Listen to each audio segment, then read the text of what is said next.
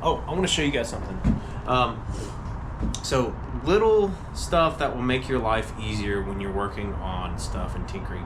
One is buy hardware and miscellaneous items in bulk. Let me show you what I mean. 1/4-inch fuel line. It's ubiquitous. I use it on almost everything. It's used for a ton of small engine and jet ski and motorcycle and car applications. This is the fuel injection rated hose. No, I'm sorry, it's not fuel injection, but it is fuel line. 76 cents a foot. If you go down to AutoZone or O'Reilly's, they're going to charge you double that easily. And also, you got to think about more valuable than the product is your time. How much time are you wasting driving back and forth to the parts house? How much time are you wasting looking for or measuring what you need so you only get the right amount when you're at the store? Just go ahead and buy a roll. It makes life a lot easier.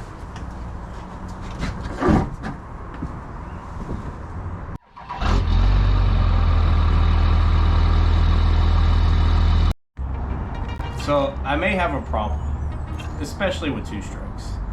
So behind me is an 86 maybe? Kawasaki JS300. It's got the single cylinder 300cc two-stroke, and it is actually complete. Now, please ignore the spark plug wire issue that we're having. This is how I bought it. I literally just rolled it off the truck like 10 or 15 minutes ago and wheeled it into the shop here.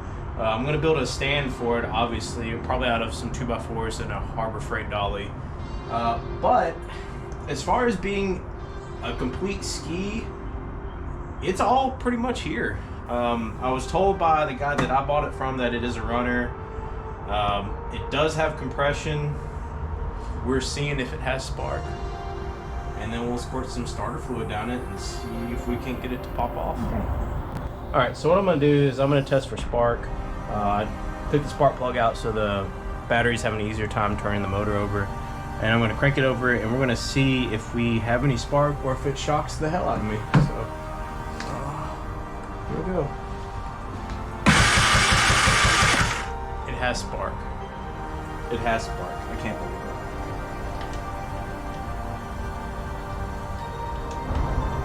So it's not necessary, but I'm taking the flame arrestor off so I have a straight shot of starter fluid down in the carburetor. Also just kind of want to check out the condition of things under here.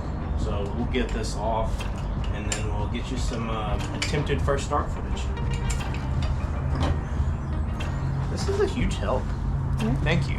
I have a camera assistant for this video. So there is a little bit of rust on the choke plate.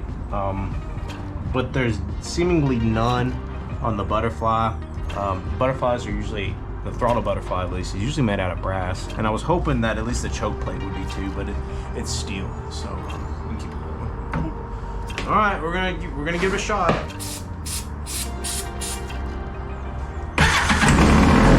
Oh, she started. Holy shit, it actually runs. That is fantastic news.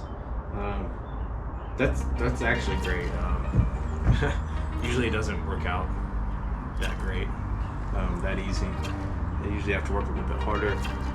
So I think the next step is I've got a bunch of spark plug wires laying around, so I'm gonna actually graft one onto here with a soldered splice, and I'll put on some heat shrink and make it look really good. And actually, you know, a decent connection instead of duct tape. Whatever this is.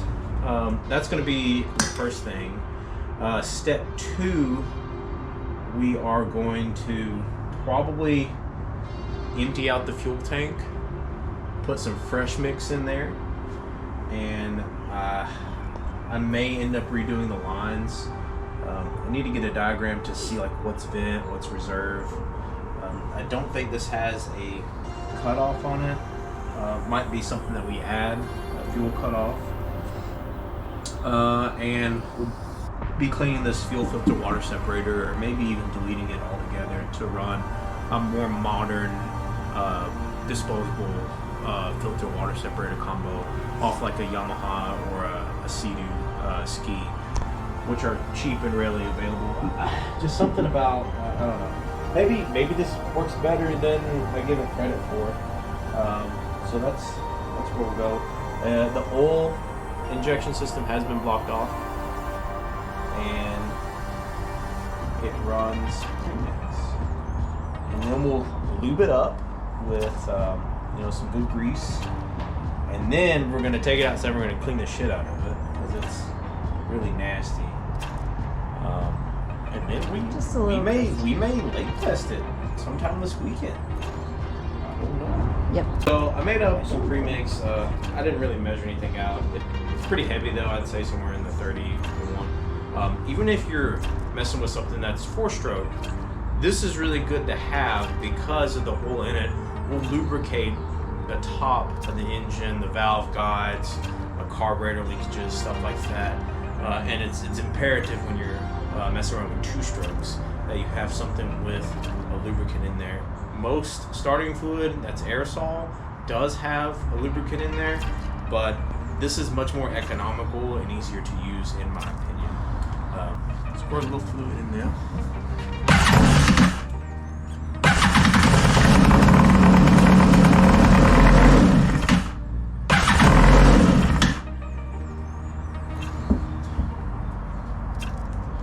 Should probably turn the fuel on. We'll pull the choke.